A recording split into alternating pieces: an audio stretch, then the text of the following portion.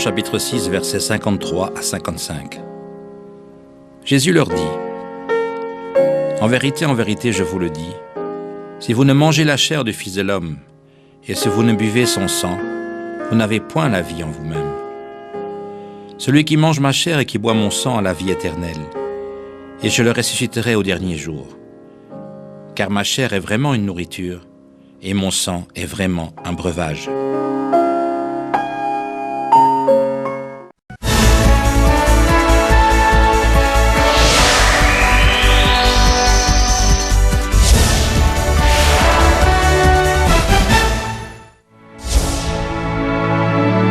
The speaker, Reverend Dr. Gerald Lee, suffered from various diseases for 7 years before knowing God. One day, he met God and was totally healed of all his diseases at once. Afterwards, he lived only according to the Word of God and was called as a servant of God. In 1982, he started Manmin Church with 13 people, including 4 children in Seoul, South Korea. His church increased year after year in accordance with the guidance of God and was reported as one of the top World 50 churches by the U.S. religious magazine Christian World in February 1993. And it has become a great church with more than 100,000 registered members in 2004. In addition, Reverend Dr. Gerald Lee, as a senior pastor of Manmin Jurang Church, takes the lead in spreading the gospel to the world, obeying the Great Commission of the Lord. Now, Manmin Jurang Church has more than 50 branch churches in major cities of Korea and thousands of branch churches in tens of overseas countries, including Kenya, the US, Canada, Japan, France, India, the Philippines, and Honduras.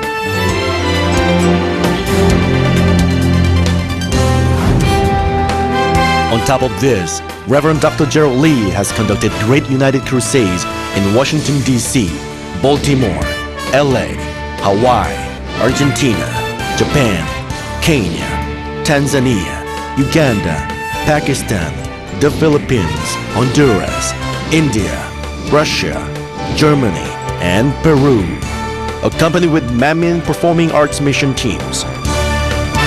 Wherever he held crusades, miracle healing works of God took place so greatly that he has been reported as a worldwide revivalist by many TV broadcasting stations, including CNN, a worldwide news channel.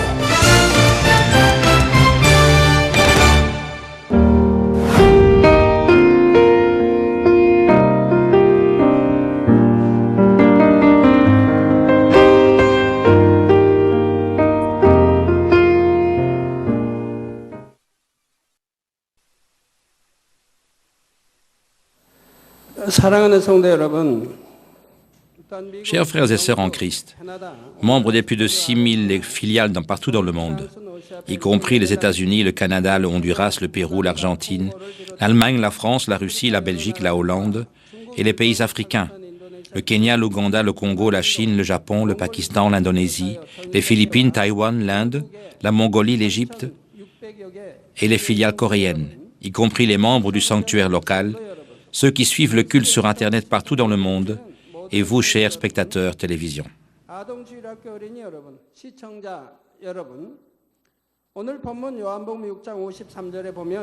Le passage d'aujourd'hui, Jean 6, verset 53 dit « Si vous ne mangez la chair du Fils de l'homme et si vous ne buvez son sang, vous n'avez point la vie en vous-même. » Malgré que nous sachions que Jésus-Christ est le sauveur de l'humanité et qu'il y ait un ciel et un enfer, nous ne pouvons pas être sauvés par cette connaissance. Même si nous appelons Seigneur, Seigneur, assistons au culte et recevons titres et positions dans l'Église, nous ne pouvons pas être sauvés uniquement par ces choses. La Bible nous dit certainement que nous ne pouvons pas avoir la vie éternelle que si nous mangeons la chair et buvons le sang du Fils de l'homme. Mais autrement, nous n'avons pas la vie éternelle. Ainsi, lors de la dernière session, je vous parlais de la manière de manger la chair du Fils de l'homme. Au travers de la manière dont les Israélites du temps de l'Exode ont mangé l'agneau, je vous ai expliqué en détail comment participer à la parole de Dieu. Aujourd'hui, je vous parlerai au sujet de boire le sang du Fils de l'homme. Afin qu'un homme puisse garder sa vie physique, il doit à la fois manger de la nourriture et boire du liquide. Si vous ne mangez que de la nourriture solide, sans prendre aucun liquide, vous ne pourrez pas diriger correctement. Vous ne pouvez pas garder la vie sans prendre de liquide.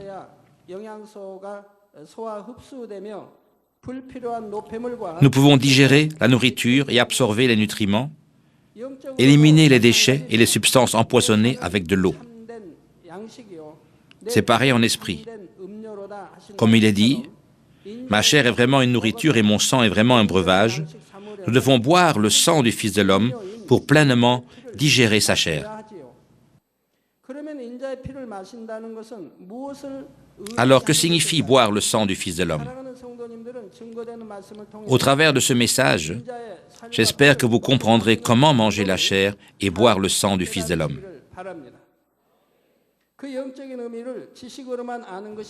Je prie, dans le nom du Seigneur, que vous ne garderez pas uniquement la signification spirituelle comme simple connaissance, mais que vous posséderez la vie éternelle en mangeant la chair et en buvant le sang du Fils de l'homme. Fils de l'homme se réfère ici à notre Seigneur Jésus-Christ.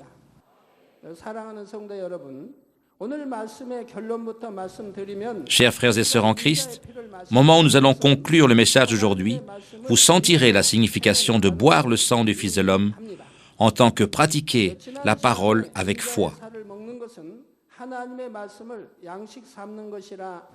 Dans la dernière session, je vous ai dit que manger la chair du Fils de l'homme, c'est d'apprendre la parole de Dieu.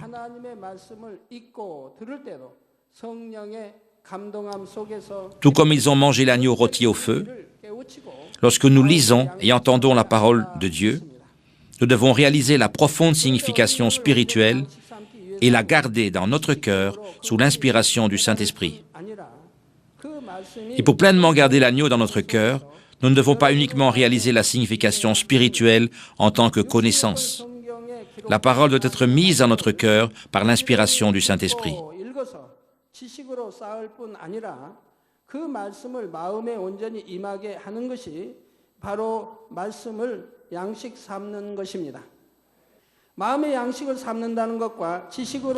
Alors, quelle est la différence entre prendre la parole et simplement la stocker en tant que connaissance? Ce qui est stocké dans notre cerveau peut être oublié. C'est pourquoi nous ne sommes pas capables de pratiquer tout ce que nous avons stocké comme intelligence.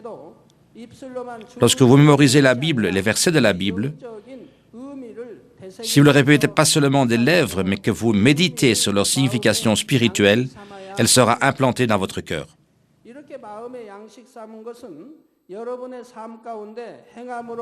Si vous prenez la parole dans le cœur, elle sortira dans votre vie en action. Donc, même si vous oubliez le verset exact avec le temps, le contenu qui a été cultivé dans votre cœur demeure toujours. Par exemple, Matthieu 5, verset 44 dit « Mais moi je vous dis, aimez vos ennemis, bénissez ceux qui vous maudissent, faites du bien à ceux qui vous haïssent, et priez pour ceux qui vous maltraitent et qui vous persécutent. » Si vous n'avez pas cultivé l'amour dans votre cœur, vous serez blessé dans votre cœur. Vous haïrez cette personne, ou même vous rendrez le mal pour le mal.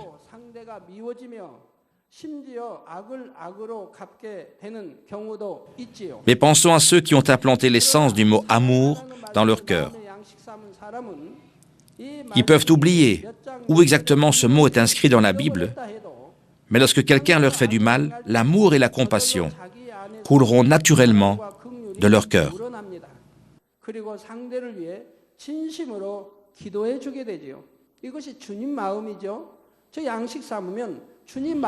C'est le cœur du Seigneur. Si vous le cultivez comme le vôtre, vous ressemblerez au cœur du Seigneur. Et vous pourrez ainsi prier pour les autres avec amour.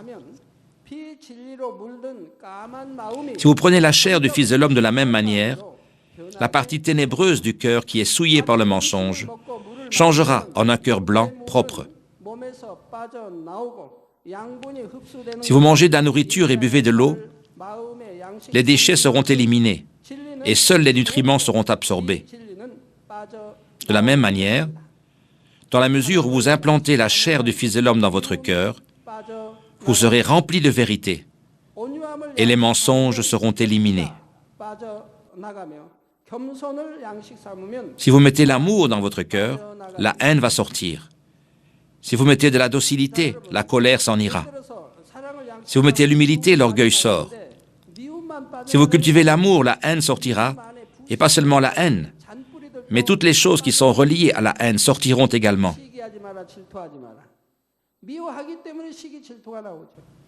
Vous enviez, vous devenez jaloux parce que vous haïssez. Si vous aimez l'autre personne, vous n'envierez pas, ni ne serez jamais jaloux d'elle. Les parents envient-ils et sont-ils jaloux de leurs enfants? Ils se sentent plutôt heureux car leurs enfants sont reconnus par les autres. Pourquoi? C'est parce qu'ils aiment leurs enfants. Ils se réjouissent lorsque leurs enfants vont bien. Si vous aimez, vous n'envierez, ni ne deviendrez jaloux de personne. Et vous ne calomnieriez personne non plus.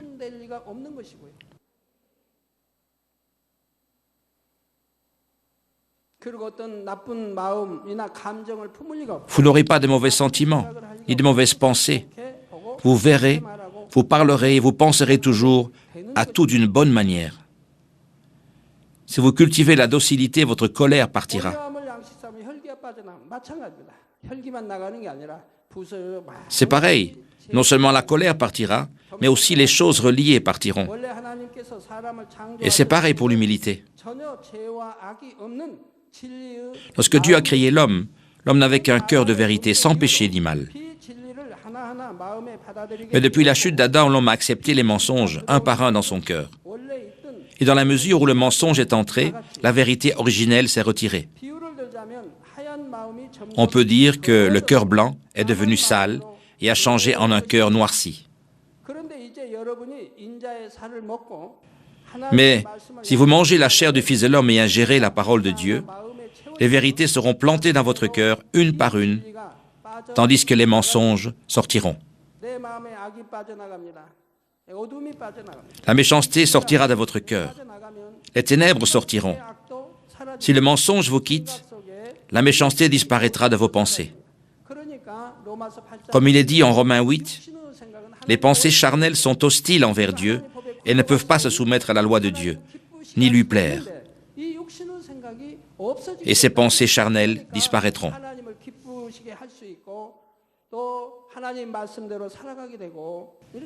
Ainsi maintenant, vous pouvez plaire à Dieu et vivre selon la parole de Dieu. Vous entendrez et recevrez la voix et la direction du Saint-Esprit. Ingérer la parole de Dieu ne peut pas se faire uniquement par la force de l'homme. Nous devons réaliser que la parole de Dieu est intégrée et ingérée par l'inspiration du Saint-Esprit. En même temps, la grâce de Dieu et la force sont reçues pour chasser la méchanceté dans votre cœur au travers des prières ferventes. Pour cela, nous avons définitivement besoin de nos propres efforts pour croire et pour pratiquer la parole de Dieu. Cela alors représente boire le sang du Fils de l'homme. Tout comme nous avons besoin de liquide pour bien digérer la nourriture, nous pouvons faire entièrement nôtre la chair du Fils de l'homme lorsque nous buvons son sang, qui est un vrai breuvage.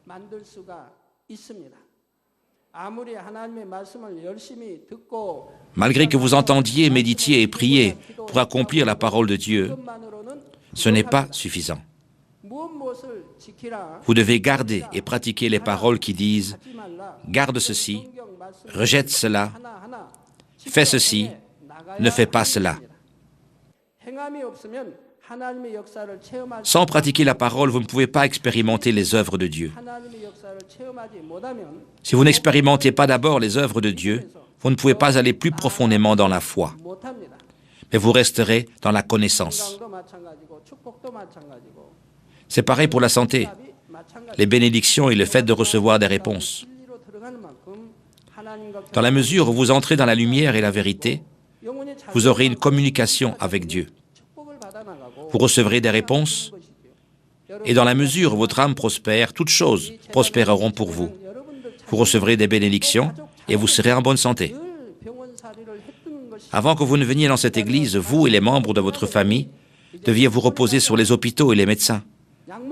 Mais depuis que vous avez changé, après avoir écouté la parole de Dieu dans cette église, maintenant, vous vivez une vie en bonne santé, sans devoir prendre aucun médicament ni aller à l'hôpital. Ainsi, beaucoup d'entre vous n'ont jamais pris aucun médicament ni été à l'hôpital depuis que vous êtes arrivés dans cette église il y a 10 ou même 15 ans.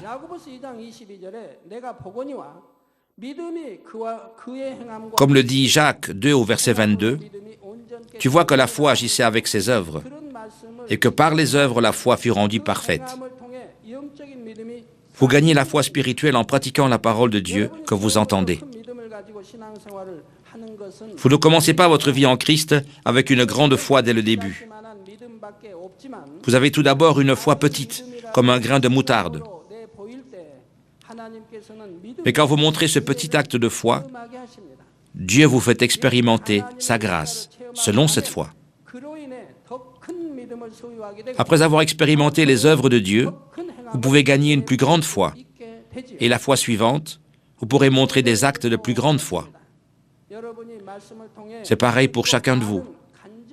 Vous entendez et voyez les œuvres de Dieu au travers du message et de nombreux témoignages, et cela est planté en vous comme une semence de foi. Lorsque vous vous reposez sur Dieu, lorsque vous rencontrez des problèmes dans votre vie, et que vous montrez des actes de foi dans les actions que vous prenez, alors vous allez expérimenter les œuvres de Dieu pour vous. Si vous continuez à expérimenter ces petites choses et les reconnaissez comme des œuvres de Dieu, alors votre foi grandit. Un diacre m'a donné son témoignage. Il est un travailleur salarié et il pensait comment il pouvait recevoir des bénédictions.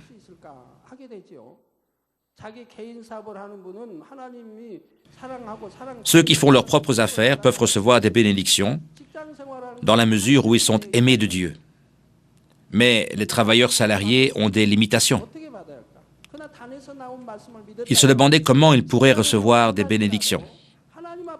Mais puisqu'il a entendu la parole de Dieu, il sait que s'il plaît à Dieu, Dieu peut le bénir à sa manière. Il a gardé la parole qu'il a entendue et il croit aussi que Dieu peut le bénir.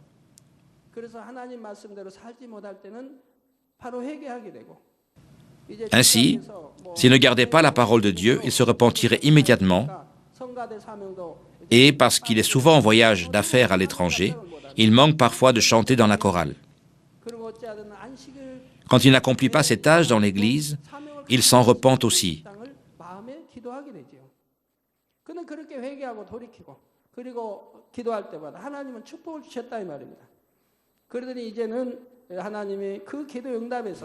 Il a donc commencé à demander un travail par lequel il pourrait accomplir tout le travail que Dieu lui a donné.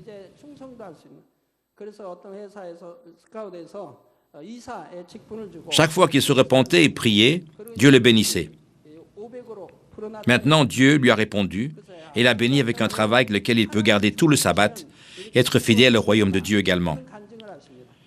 Une société l'a engagé, lui a donné le poste de cadre supérieur et son salaire est monté à 5 000 $.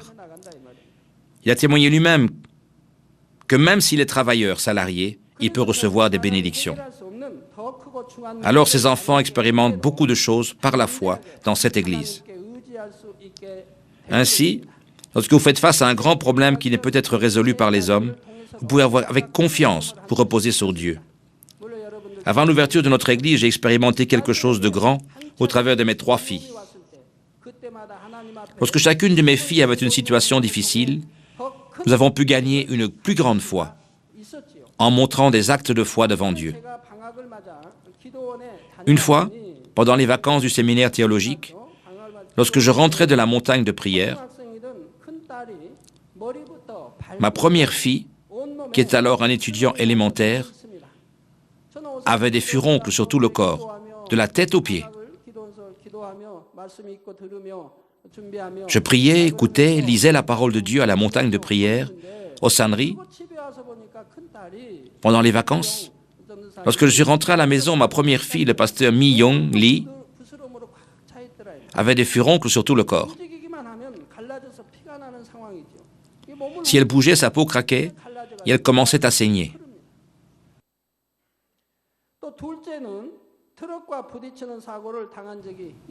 Une fois, ma seconde fille a été heurtée par un camion. C'est le pasteur Mi Keyong Lee. Le chauffeur du camion était choqué et a ramené l'enfant. Son visage était gonflé, l'intérieur de sa bouche était gravement déchiré. Elle était vraiment dans un état affreux. Sa bouche était gonflée. J'ai ouvert sa bouche et regardé à l'intérieur et sa langue était déchirée. Elle saignait autour des yeux, son visage était gonflé. C'était un vrai désordre. Et avant cela, ma troisième et dernière fille entrait à l'école élémentaire. Elle a heurté un étudiant du secondaire et est tombée.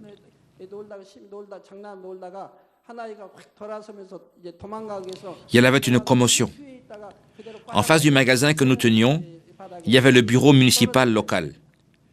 Et les étudiants du secondaire jouaient là-bas. Lorsqu'un d'entre eux s'est rapidement retourné pour fuir, il a heurté ma fille, qui était juste derrière lui, et elle est immédiatement tombée. Certaines personnes l'ont conduite à l'hôpital et là, le médecin leur a dit de l'amener dans un plus grand hôpital général. Mais je ne l'ai pas conduite dans un hôpital. Et elle était à la maison dans l'inconscience et la douleur. Dans les trois cas, d'un point de vue mondain, elles auraient dû être conduites dans un hôpital.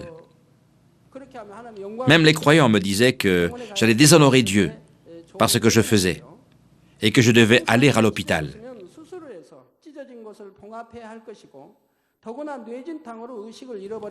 S'il y avait des coupures d'accidents de circulation, il fallait des points de suture. La commotion est aussi une chose dangereuse, même si elle allait à l'hôpital. Mais je ne suis pas allé à l'hôpital et je n'ai appliqué aucun médicament. J'ai simplement prié et je me suis reposé sur Dieu. Malgré que je vois ma première fille qui ne pouvait pas bouger, le visage de ma seconde fille qui était complètement abîmé, la troisième fille couchée dans l'inconscience, je n'avais aucun souci. Je me reposais sur Dieu seul. Bien sûr, ma femme ne se souciait de rien. Elle ne me disait pas de les conduire à l'hôpital. Je n'ai pas demandé de compensation au chauffeur de camion. Je lui ai seulement dit de ne pas se soucier parce que Dieu la guérirait. De même, l'étudiant du secondaire qui avait heurté ma fille était une famille pauvre. Je sentais que je ferais mieux de l'aider. Nous avons donc refusé l'argent qu'il nous apportait. C'était pareil pour le chauffeur.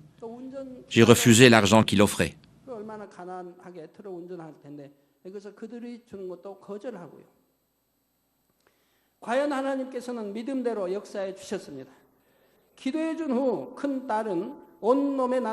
Ma première fille a été complètement guérie après une nuit après ma prière. Par l'œuvre de Dieu, ma seconde fille a bien pu manger parce qu'elle n'avait plus aucune douleur, malgré que sa bouche soit gonflée et méchamment coupée. Elle n'a pas non plus raté les cours de l'école. Son professeur lui a par la suite écrit une lettre en disant « J'en suis arrivé à croire en Dieu, en voyant comment vous avez été complètement guéri par la puissance de Dieu seulement en quelques jours. » Dieu a répondu pour ma troisième fille également. Elle a eu l'accident lundi. Mais le mercredi matin, elle a miraculeusement repris conscience et elle a même pu assister au culte du mercredi. C'était arrivé le lundi. J'avais couché mon enfant à la maison et j'avais prié une seule fois pour elle, le mardi. Il n'y avait aucune amélioration. J'ai à nouveau prié pour elle le mardi et je suis allé au séminaire. Et j'ai une fois de plus prié pour elle après être rentré à la maison. Le mercredi, lorsque j'allais quitter la maison, elle a dit « Papa, est-ce qu'aujourd'hui est un jour pour aller à l'église ?»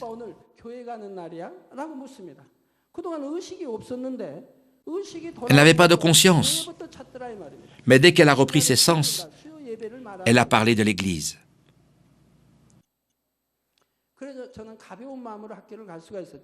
C'était le mercredi, et elle parlait du culte du mercredi. J'ai donc pu aller au séminaire, l'esprit détendu. Dieu l'a touchée. Dès que Dieu l'a touchée, elle serait bien. Alors, lorsque je suis rentré à la maison, elle est allée au culte du mercredi.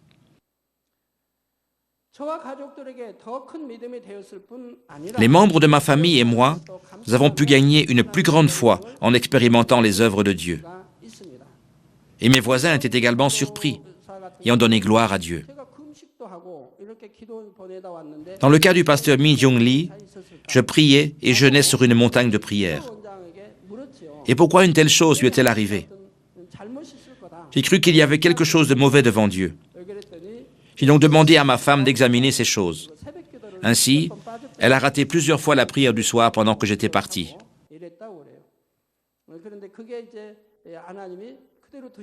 Mais si Dieu laisse cela ainsi, cela deviendrait un mur devant lui. Alors Dieu l'a permis pour briser ce mur. Elle s'est immédiatement repentie et j'ai prié pour l'enfant et Dieu l'a guéri pendant la nuit.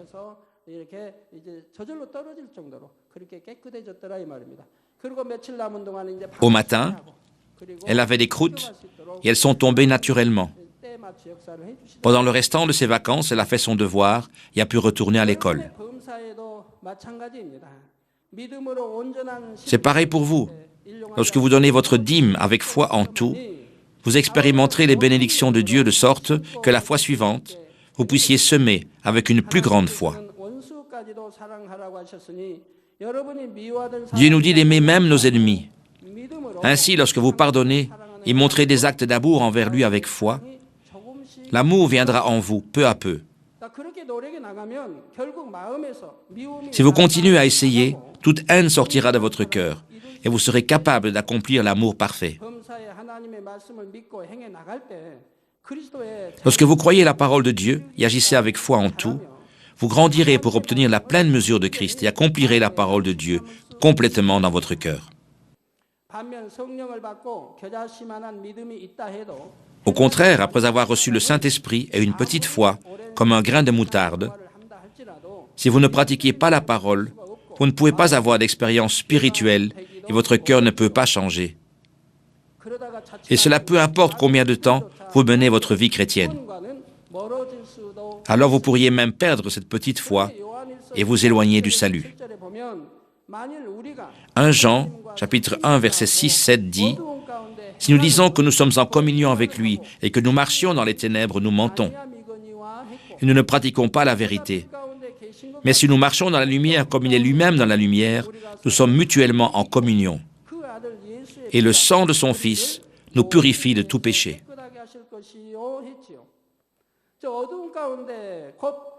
Lorsque vous agissez selon la parole de Dieu qui est lumière, et que vous demeurez dans la lumière, ne suivant pas les mensonges de ce monde de ténèbres, vous pouvez être reconnu en tant qu'enfant de Dieu, qui appartiennent à la lumière et que vous avez la foi pour recevoir le salut.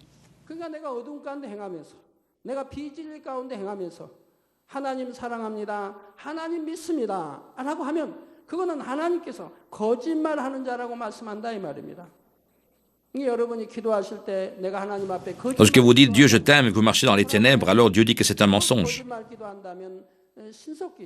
C'est pourquoi lorsque vous priez, vous devez vérifier si vous mentez ou non devant Dieu. Si vous dites un mensonge dans vos prières, vous devez vous en repentir et ne plus mentir, de sorte que vous puissiez recevoir les réponses et résoudre vos problèmes. Si Dieu dit « il me ment maintenant », comment Dieu peut-il accepter vos prières? Chers spectateurs, si vous avez vraiment la foi, vous allez sans aucun doute la montrer. Dieu dit que si nous pratiquons sa parole, nous serons bénis à notre départ et à notre arrivée sur cette terre, et nous entrerons dans le glorieux royaume des cieux. De même, si nous nous reposons sur Dieu avec foi en tout, il a promis de résoudre tous nos problèmes.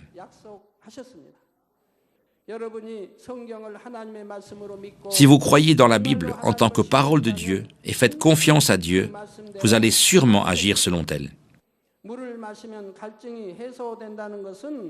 Vous croyez que votre soif sera étanchée en buvant de l'eau. Alors y en a-t-il parmi vous qui disent qu'il est très assoiffé, mais qu'il ne veut pas boire de l'eau qui est devant lui?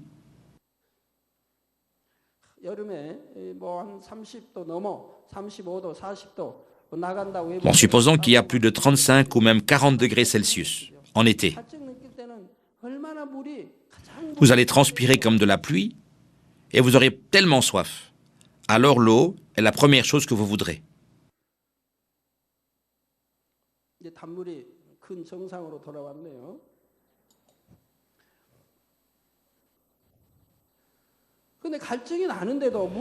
L'eau douce, elle a bon goût. Et qui continuera à dire « j'ai soif, sans boire de l'eau qui est devant lui. Vous ne boirez pas si vous pensez que cette eau peut vous faire du tort ou parce que vous croyez que cette eau n'étanchera pas votre soif. Si vous croyez, vous allez boire cette eau. Mais vous ne la boirez pas si vous ne croyez pas qu'elle puisse étancher votre soif.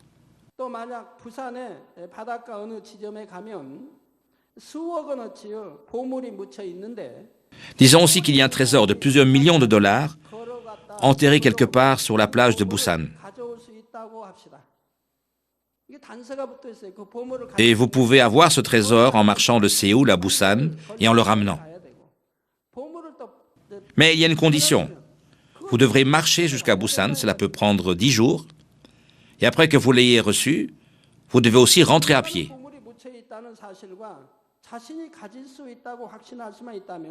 Maintenant, si vous pouvez être assuré du fait qu'il y a vraiment un trésor et que vous pouvez réellement l'avoir, vous serez rempli d'espoir et vous marcherez tout le chemin, même si vos jambes font tellement mal en marchant plusieurs jours.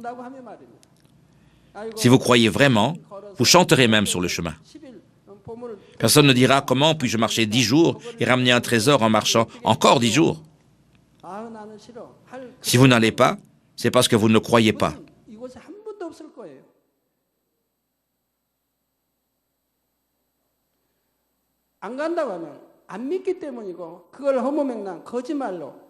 Et si vous croyez vraiment, vous irez sûrement.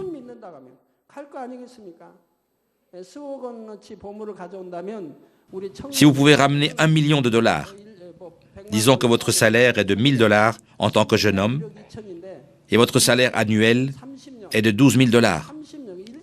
Pour gagner 1 million de dollars, vous devez travailler autant de décades, toute votre vie. Si vous n'allez pas, c'est uniquement parce que vous ne le croyez pas. De la même manière, vous confessez de vos lèvres que vous croyez dans le Dieu Tout-Puissant,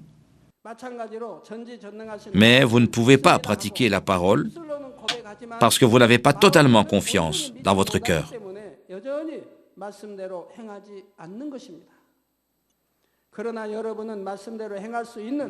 Mais je vous prie de vous rappeler que vous en pouvez être sauvé et recevoir les réponses et les bénédictions en expérimentant les œuvres de Dieu que si vous avez une foi spirituelle avec laquelle vous pouvez agir selon la parole.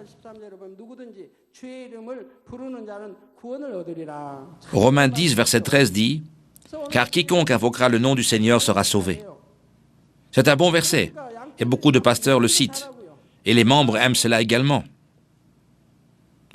Ce verset exprime l'amour éternel du Dieu Tout-Puissant, qui a sauvé les pécheurs, qui étaient destinés à la mort, au travers du nom de Jésus-Christ.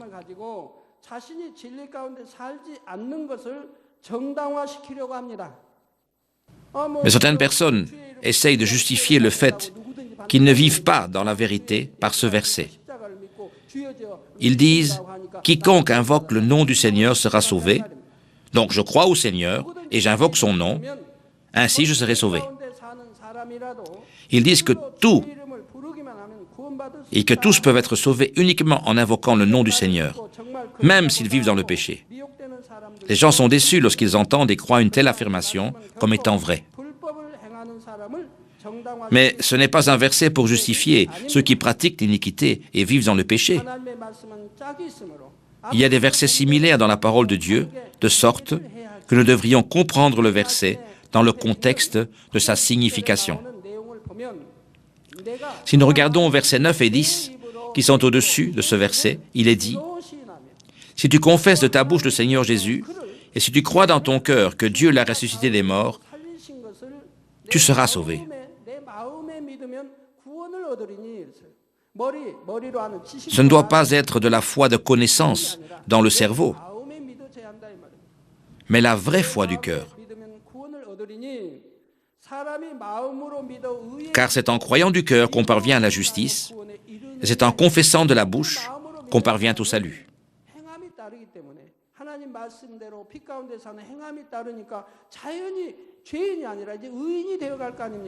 C'est-à-dire, ceux qui croient dans leur cœur pratiqueront la parole et vivront dans la lumière et la vérité. C'est pourquoi ils deviendront justes. Les hommes mauvais changeront en hommes justes. Les enfants de Dieu et les enfants de lumière. Parce qu'ils croient dans le cœur, les actes suivront et ils deviennent justes. Il est donc écrit, car c'est en croyant du cœur qu'on parvient à la justice. Et c'est en confessant de la bouche qu'on parvient au salut. Lorsque ceux qui croient dans leur cœur le confessent de leur bouche, leur confession est vraie. Ceux qui ne pratiquent pas la parole se dresseront contre Dieu et crucifieront à nouveau le Seigneur. Peu importe combien ils connaissent la parole, ils n'ont rien à voir avec le salut. Ils ne mangent la chair ni ne boivent le sang du Seigneur. Pas ceux qui invoquent uniquement le nom du Seigneur, mais ceux qui croient dans leur cœur et sont justifiés seront sauvés, lorsqu'ils confessent de leurs lèvres. Alors, que signifie croire et être justifié?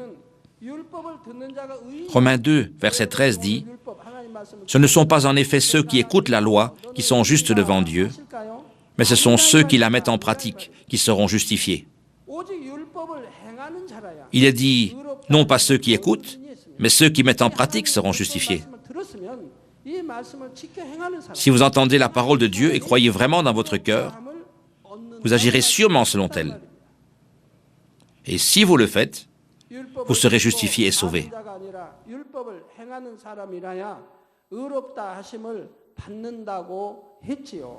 De la même manière, ceux qui sont justifiés en croyant dans leur cœur seront sauvés.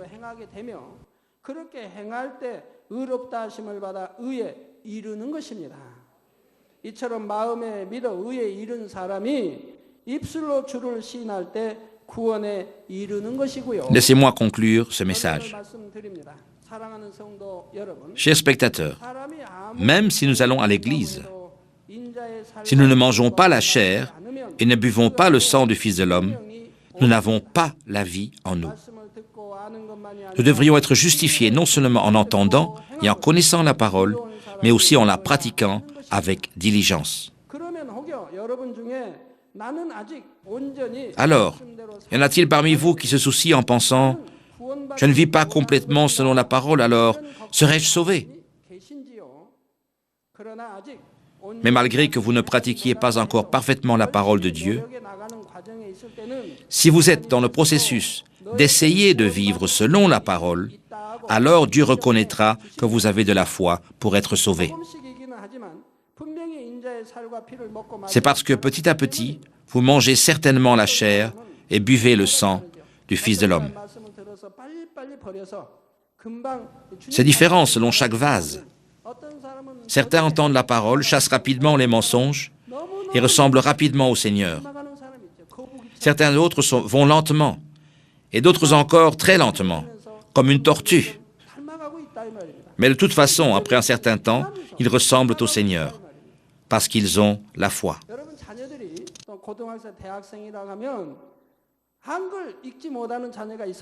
Certains de vos enfants qui sont dans le secondaire ou au collège ne savent-ils pas lire?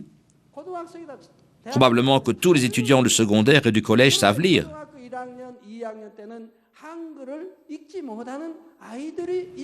Dans les premiers et deuxième degrés, les enfants sont capables de lire. Pendant ma jeunesse, étant donné qu'ils n'avaient pas de livre ou de manuel, certains enfants n'étaient pas capables de lire jusqu'au 4e ou 5e degré.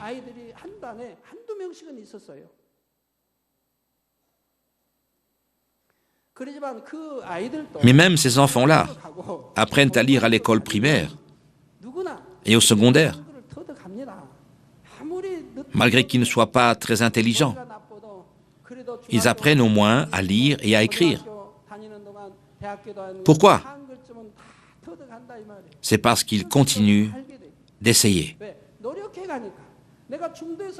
S'ils s'arrêtaient au milieu, ils n'auraient pas été capables de lire.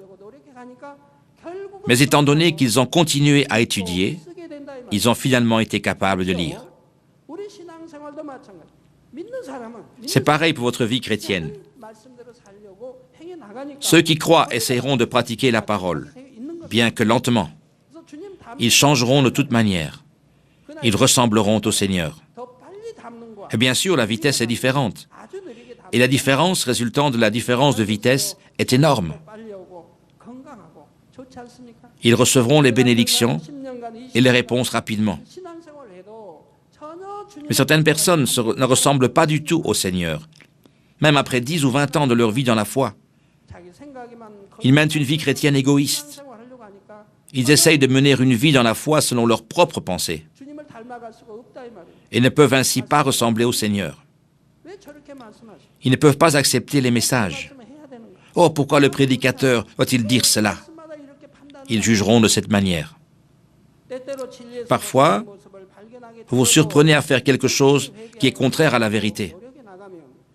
Mais si vous vous repentez immédiatement et que vous vous en détournez, vous avez toujours la foi, malgré que petite, et vous serez sauvés par cette foi.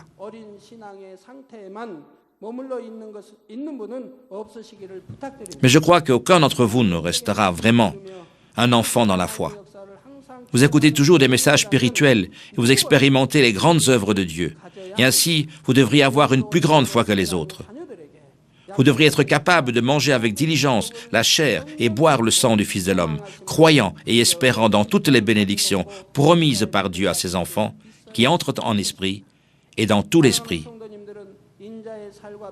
Je prie dans le nom du Seigneur que vous mangerez avec diligence la chair et boirez le sang du Fils de l'homme.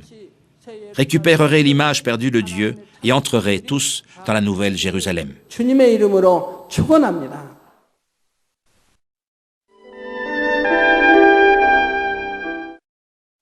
환자를 위한 기도를 하겠습니다. Je vais prier pour tous ceux qui sont malades.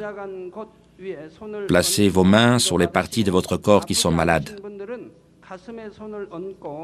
Et si tu es malade partout, tu mets tes mains sur la poitrine. L'œuvre du Dieu Tout-Puissant, qui transcende le temps et l'espace, va vous faire un travail selon votre foi. Peu importe où vous êtes, si vous recevez cette prière par la foi, vous allez expérimenter la puissance de Dieu. Alléluia, le Dieu merveilleux d'amour. Mets la main sur tous tes enfants, sur tous les spectateurs de JCN, sur tous ceux qui regardent par Internet ou la télévision. Mets ta main et manifeste tes œuvres au travers du temps et de l'espace sur chaque spectateur, à chaque endroit de la terre. Donne à chacun d'entre eux une foi par laquelle ils puissent croire, que toutes les pensées négatives puissent disparaître, que toutes les épreuves et les souffrances soient brûlées par le feu du Saint-Esprit et qu'ils soient guéris par la puissance de notre Seigneur de leur tête jusqu'aux orteils, que tous les nerfs, tous les organes, tous les muscles soient restaurés, que la plus grande puissance de la création, dans le nom de Jésus-Christ, toi le diable et Satan, je te chasse, je t'ordonne de lâcher les bien-aimés, dans le nom de Jésus-Christ, que toutes les maladies, toutes les infirmités, les maladies endémiques, les maladies héréditaires, les maladies incurables, soient brûlées par le feu du Saint-Esprit. Soyez fortifiés, que tous les cancers du poumon, les cancers gastriques soient éliminés, que la leucémie, le cancer soient brûlés par le feu du Saint-Esprit. Toutes sortes de maladies féminines, l'hypertension, le diabète, l'inflammation,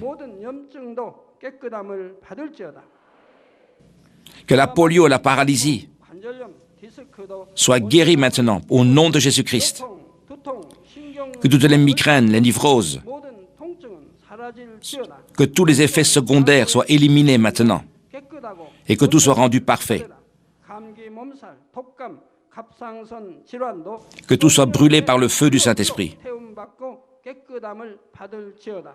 간질, L'épilepsie, l'autisme et l'épilepsie, 노이로제 등 toutes sortes de maladies mentales. 질환도 물러가라.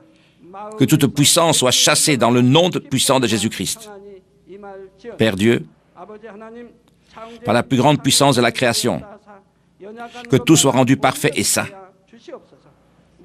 Que tout ce qui est paralysé soit défait.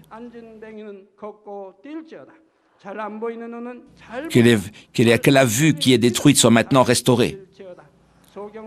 Que les aveugles reçoivent la vue. Que les muets commencent à parler.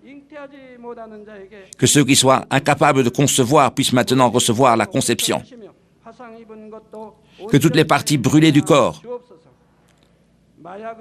soient maintenant restaurées par le feu du Saint-Esprit.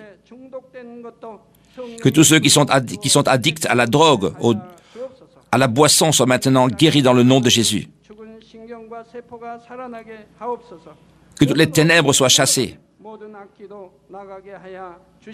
J'ordonne dans le nom du Seigneur Jésus-Christ, à toi diable et Satan, et toutes les puissances des airs, partez maintenant. Et que tous leurs messagers soient également chassés. Et que toutes les puissances des ténèbres, les esprits impurs, les esprits de déception et de tourment, que toutes les puissances de l'injustice soient chassées maintenant dans le nom de Jésus-Christ. Donne-leur la force de chasser leurs péchés, alors que leur âme prospère, qu'ils puissent prospérer dans tous les domaines de leur vie et qu'ils soient en bonne santé. Et Seigneur, donne-leur l'espérance et l'amour pour entendre et croire la bonne nouvelle. Qu'ils soient, Seigneur, épargnés de tous les accidents et de tous les désastres.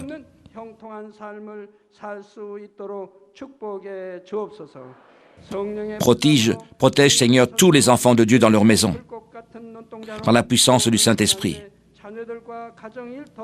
Que ce soit, Seigneur, comme un feu brûlant. Qu'ils entrent ou qu'ils sortent, Seigneur, que tu puisses les bénir abondamment. Donne-leur la sagesse. Permets-leur d'être remplis du Saint-Esprit. Tous les serviteurs et les ministres de Dieu, qui puissent accomplir les tâches que tu leur as données. Qu'il y ait un grand réveil dans chaque église. Conduis tes enfants afin qu'ils puissent te rendre gloire. Que tout ce qu'ils fassent en vie, Seigneur, puisse réussir. Manifeste tes œuvres. Que leurs lèvres puissent témoigner que tu es le grand Dieu et que j'ai reçu les réponses. Que toi seul puisses recevoir toute la gloire et tout l'honneur. Dans le nom de Jésus-Christ. 이름으로 기도하옵나이다. 아멘.